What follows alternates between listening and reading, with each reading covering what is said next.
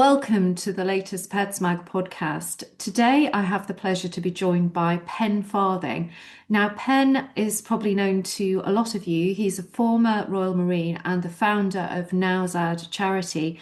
Pen is known for his extraordinary work rescuing animals in conflict zones and for highlighting the deep bond between people and their pets, even in the most extreme circumstances.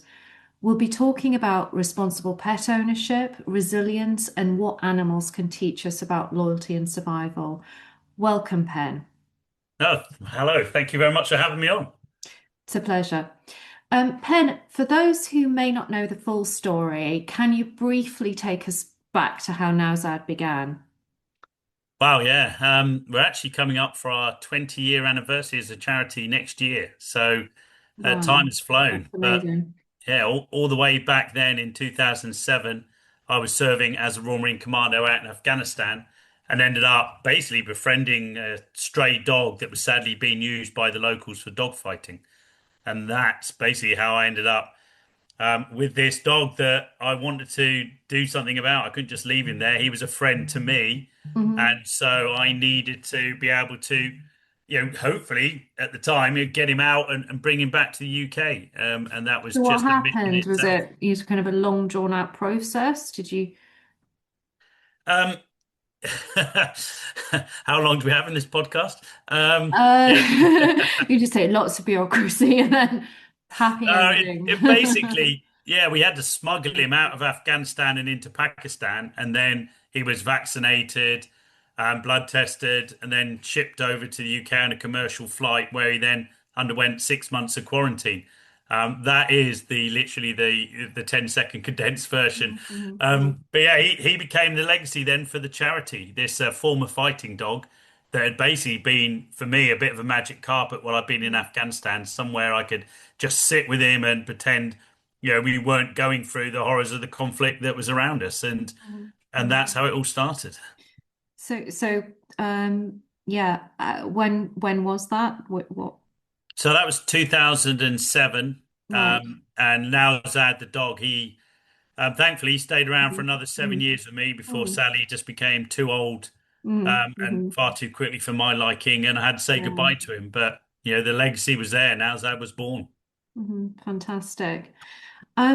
Now, Pen, you've seen firsthand how strong the human-animal bond can be, even in war zones. What has that taught you about sort of pet ownership more generally? I think. Yeah, for me, I always liked dogs before I rescued Mhm, Nowzad. I had two dogs at home before I deployed, um, and so I knew their loyalty. Whenever I came home from work, mhm, mhm, there they were, so happy to see you, even though you've left them on their own. You've gone out in the mhm, morning, you come back in the afternoon. mhm, And it was the same with this dog out in Afghanistan. Even though I was only with him for mhm, 5, 10 minutes a day, it was the loyalty. They have mhm, no kind of preconceived ideas. They don't tell you off and say, "Well, hang on, you've left me alone." They are just so happy to see you, and the comfort they give mhm, you. It is some way of just totally de-stressing from what could be just a hard day in the office, and mhm, it doesn't mhm, have to be in a war zone. Just the mhm. stress of everyday life, I think, is enough Absolutely. to drive some people crazy. So dogs, cats, they're the ones that help They're a us to real get over kind that. of regulator, aren't they, of you know, our day, that they give us purpose. They make us get off our bums and walk them even in the rain. And they're just great. They're real sort of moderators of our moods in a way, because they live in the moment. Yep, Whereas we absolutely. all strive to and don't quite achieve it, but they're very grounding. Yeah, I've got to pick you up on one point there though. Mhm. The Afghan dogs, they don't like the rain. So if that's raining, I'll be stood at the door ready to go, and they're like, "Nah, that ain't happening. Not today, sunshine." It's So not in no, their DNA, is it, I guess? they're Afghan dogs. They are very much if it's sunny, yep, Yeah, we're happy for that. that's We don't normal. care we don't care how hot it is. But if it's raining, nah, that's not happening. Yeah, They're not I they're not get coming it. out. I get it. Pen, there's often a debate about animals, around animals being rescued from conflict zones, rather. What do you say to those who question it? Yeah, there is. I mean, we've had a lot of controversy over the years, Mm, um, with people assuming that we're just bringing in thousands upon thousands of dogs. It's not like that at all. Um, and so if there's responsible, pet relocation, pet adoption, then I have absolutely no dramas with that. Um, and I've made my point clear on that several times. The mm, dog doesn't know it was in Afghanistan to start with, mhm, and mhm, if mhm, that dog has given a soldier comfort, during the period of time they've been out there, then why can't the soldier then return that favor and mhm, give that dog a forever home for however many years the dog or mhm, cat mhm, has mhm, left? So for me, yeah, as long as there's responsible pet ownership and us as a charity, as the Nowzad charity, we've always taken care of the animal. So if we've brought an animal back and then someone's had a problem, mhm, with the mhm, animal for whatever reason, circumstances change, then we've always jumped in and said, right, the dog cat has to come back to us, and then we'll mhm, rehome it again. mhm, So I think as long as the safeguards are in place, then people should not have a problem. It's sadly, in this country where there mhm, are a lot of people who take on dogs and cats without actually realizing what the mhm, mhm, responsibilities are. And we saw a lot of that, didn't we, after COVID, mhm, where then a lot of people just dumped these animals back at the mhm. kennels because they suddenly got their lives back and they were going out and the dog cat didn't feature in that. Yeah, it's almost like they regard the animal as a sort of product and fit neatly into their lives. Sadly, a lot of people don't actually consider what will happen to them when they go back to work full time. Yeah, But that's the exactly. human condition, isn't it? It's slightly selfish, but yeah. So, I mean, have you heard anything what's happening on the ground over in Dubai, for instance? Do you have any updates about what's happening over there? Because obviously, there's been a crisis. There still is a crisis. It's Yeah. deepening. A lot of expats have left the region. Um, I mean, it's just the mind boggles how they could leave these poor animals, chained to poles or left even in the desert. It's just, Yeah, I know. just It's so sad.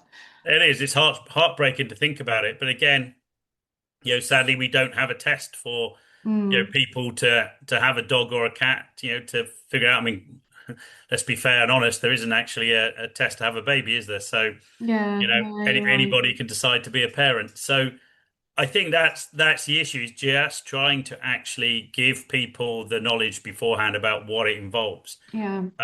And even if you think the place that you're living in is safe and there isn't going to be any Hmm. dramas, Hmm. sadly, Dubai, Bahrain, Hmm. Oman, etc. Now, after this recent conflict with Hmm. America and Hmm. Iran, they've Hmm. proven that actually, well, those places you thought were safe aren't as safe. Hmm. And Absolutely. it's the same here, isn't it? If there's a fire in the street, people have to evacuate their house. Have they Hmm. got a plan of where they're going to take the dog? What are they going to do with their dog or their cat? And so I just think it's people actually having 5 minutes to sit down and think, right, what would we do if, And that what also happens obviously when? forms part of responsible pet ownership, to have those contingencies in place for when the worst thing possible happens. So you do have that support network or, even, dare I say it, plans in place for when, the inevitable happens and one dies if one is older or, in Yeah, other and it doesn't circumstances. take, does it, 5 minutes, Yeah. when you're writing your will out, or, is actually putting something down and saying, right, I'd like this to happen, Mm. to my animals, and even speaking to a shelter and saying, look, when I die, will you take my dogs and cats in, Yeah. and I'm going to leave, percentage in the will for, Yeah. the care of them. And most shelters would say to you, yeah, no problem at all. Mm. They'd be Mm. well happy for Mm. that. Mm. Mm. Yeah, I think it just, it's maybe a clause in a will or something, or maybe a letter of intent. Yep. If people get in contact with their solicitors to discuss that, I'm sure most solicitors will be happy to do so. Um, yeah, just getting back to Nowzad Pen, what do you feel are the biggest challenges facing the charity right now? And right now, without a question of doubt, is donations. Yeah. Sadly, with Britain wasn't a thriving economy as we went into 2026, and sadly, this conflict has just exacerbated the problem. Um, and so we're seeing donations drop off week by week at the moment. I'm hoping as if this Iranian American ceasefire Mm, holds and maybe there is progress on actually reconciliation, then people actually start feeling confident again. But at the moment, we've seen a mm, total decline, same as any charity across the board with donations. And as any charity, donations is what keeps us ticking over, keeps us being mm, able to do the mm. animal welfare work. I mean, how can people support your work aside from, say, giving money and maybe money's tight? Could they, you know, do a sponsored walk or a coffee morning, something like that? Is there something easy Yeah, if we would rather than absolutely love giving? that. Yeah, just Yeah. whether people could do something there, whether it's a fundraiser, have people round for Hmm. a coffee Hmm. morning, Hmm. whether they could organise a talk. We love talking about Nowzad and what we do.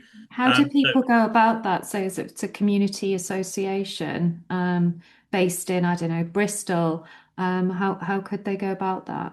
If they just reach out to us, we'll talk to them about obviously what we need for the evening, just Hmm. what sort of space, what we do and how we do it. Hmm. And then if they can help us with advertising locally, normally by word of mouth, then we can get people to come and listen to Nowzad. And one of Hmm. the great things about when we do a talk is then people actually talk to other people about it. And so that Hmm. helps us with spreading the word without actually Hmm. paying for advertising. So yeah, we're Hmm. more than happy for people if they can do a fundraiser or they've got a venue somewhere where we can come and talk about the work in Nowzad. We would absolutely love to do that. Fantastic, fantastic. So Pen, thank you so much for speaking to us today. It's been an absolute pleasure. And yeah, take hats off to everything you do. Absolutely amazing work in some extremely difficult and unimaginably difficult circumstances, rescuing the animals who need rescuing. Otherwise, facing uncertain futures or, very, very bleak futures. So thank you. It's been an absolute pleasure. Thank you. Oh, thank you for having me on. I really appreciate that. Thank you. Thank you.